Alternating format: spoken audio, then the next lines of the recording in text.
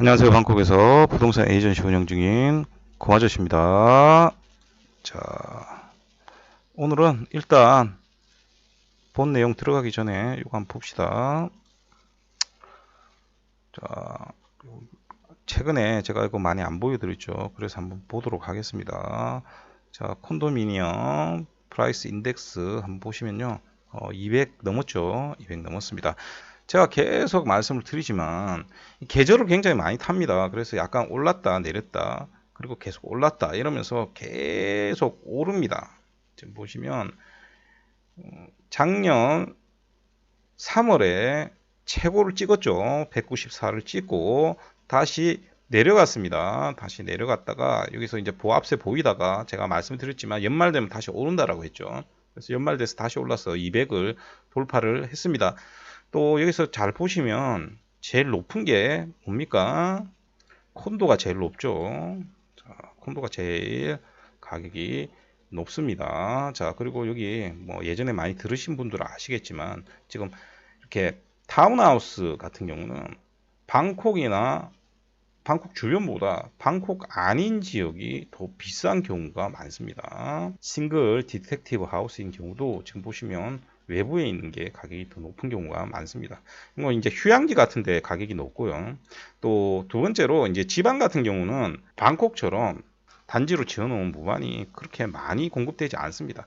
그러다 보니까 가격이 굉장히 좋은 지역에 완성되는 경우가 많기 때문에 가격이 좀 비쌉니다. 그런 부분들 다 감안을 하면 아무래도 방콕은 굉장히 싼 부분들도 있겠죠. 방콕 인근 부분도 전부 다 치기 때문에 여기는 굉장히 싼 집들이 많이 지어집니다. 그렇기 때문에 오히려 가격이 더 낮게 책정될 수 있다는 점 알려드립니다. 그리고 중요한 건 뭐냐면 우리가 콘도미니엄에서는 다른 데와 다르게 방콕 이외 지역의 가격이 나오지 않습니다. 자, 계속 강조 드렸지 않습니까? 콘도는 방콕과 방콕 주변 이외에는 딱히 쓸모가 없는 주거 형태입니다. 그래서 제가 가끔씩 뭐 다른 지역에 콘도를 팔긴 하지만 항상 전제를 붙여놓죠. 투자성이 거의 없다라고 제가 전제를 붙이고 판매를 합니다.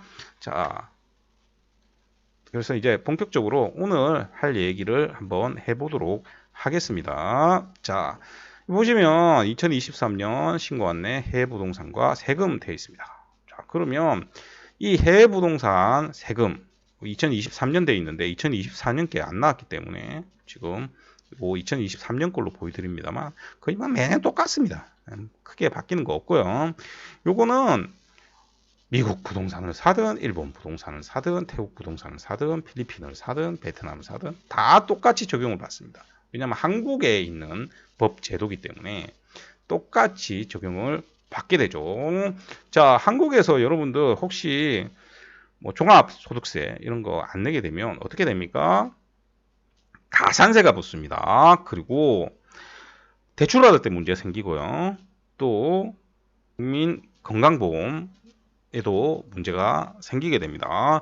그리고 결정적으로 중요한 게 뭐냐면 예외가 없고요. 또 가장 높은 소득으로 해서 세금이 다시 책정되어 나옵니다. 그렇기 때문에 우리가 미리미리 자진 신고를 하게 되는 겁니다.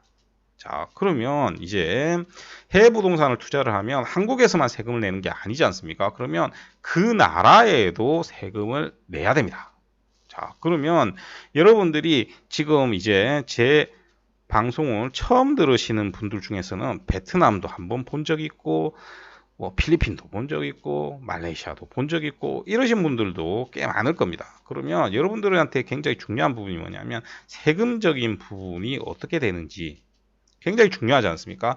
그 나라의 세금, 그러니까 각 나라마다 세금 제도가 어떻게 되는지 이 부분이 굉장히 중요할 겁니다. 그러면 이 부분을 가지고 비교를 해보시는 게 굉장히 의미 있는 작업이 될 겁니다. 그래서 오늘 말씀을 드립니다. 사실 내용은 너무나 간단합니다. 자, 우리가 그냥 우리 구글 들어가 봅시다. 구글 들어가서 외국인 임대 소득세 한번 쳐봅시다. 그러면 자, 뭐 이렇게 막 뭐 있습니다. 뭐 세금 내야 된다. 뭐 이렇게 쫙 다 있죠. 쫙 있으면 이거 보면 아, 세금이 굉장히 많은가 보다. 이렇게 생각하실 수가 있습니다. 자, 이거는 그냥 원론적인 이야기고요. 여러분들이 뭐 저를 거치지 않고 만약에 제가 하지 말라는 워크인을 했다. 그래서 거기 판매하고 있는 영업팀 직원에게 물어봅니다. 요거 임대에 우리가 투자를 할 건데 임대 투자를 했을 때 그 임대 소득에 대한 세금은 어떻게 됩니까? 물어보면 대부분 굉장히 당황할 겁니다. 그리고 잘 몰라서 막 물어보고 그럴 겁니다. 왜 그러냐면 걔네들이 그걸 몰라서가 아니라 세금을 내는 걸 본 적이 없기 때문입니다. 자, 무슨 말이냐? 여기에 이런 곳에서 보면 비거주 외국인 같은 경우에 비거주 외국인도 부동산 임대 소득에 대한 세금을 내야 된다라고 나와 있습니다. 그러면 태국에서도 3월까지 자진 신고를 해야 되겠네. 이렇게 생각하실 수가 있습니다. 하지만 그 아무도 안 합니다. 간단하게 말해서 여러분들 중에서 그거 신고하는 사람 아무도 없고요. 실제로 이제 태국인들 중에서도 예를 들면 여러분들이 주재원인 경우 있습니다. 그러면 주재원들은 직구하기가 다른 사람들보다 조금 힘들 수가 있습니다. 왜냐하면 회사에서 돈이 나오는 경우가 있을 수가 있겠죠. 그러면 회사에서 돈이 나오면 그거 전부 다 세금 찍혀갖고 나오겠죠. 그래서 집주인들이 그거 안 받아주는 경우 굉장히 많습니다. 무슨 얘기냐? 태국인들도 신고를 잘 안 합니다. 부동산 임대 소득에 대해서는 태국인들도 신고를 잘 안 합니다. 그런데 보통 저같이 이제 거주자인 경우 180일 이상 여기에 거주하는 사람들, 특히 사업하시는 분들은 매달 법무사가 세금 전부 다 계산해서 우리가 돈을 내지 않습니까? 거기에 계산을 법무사가 다 해주기 때문에 표가 안 나는 겁니다만 보통 법무사들이 부동산 임대소득을 어지간히 많지 않고는 잡는 경우가 별로 없습니다.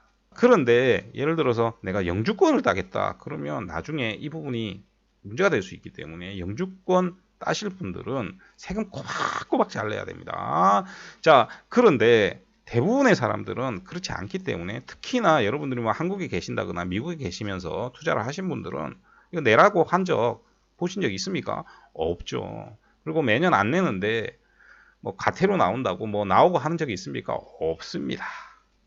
없죠. 그러면 여러분들이 실질적으로 내야 되는 세금 뭐 있죠? 여러분들 항상 1년마다 제가 고지서 보내주면서 QR코드로 빨리 돈 보내라고 하는 거 하나 있죠. 자, 뭐 있습니까? 보유세죠. 자, 토지세가 있습니다.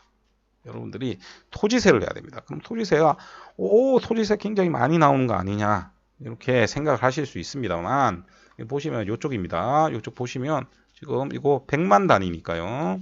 자, 얼마입니까? 보통 여러분들이 가진 콘도라고 해봐야 요 안선에서 대부분입니다. 그러면 0.02%가 대부분이고요. 뭐 조금 비싼 거 사신 분들은 0.03% 나옵니다. 그러면 얼마 나오는지 계산해 보시면 얼마 나오지도 않죠. 실제로 이제 태국에서 콘도 사셔서 임대에 투자하시는 분들은 이 세금에서 굉장히 자유롭습니다. 그래서 이것도 실제로 가격으로 나온 게 아니고요. 공시 가격으로 나옵니다. 그렇기 때문에 실제 얼마 나오지를 않게 되겠죠.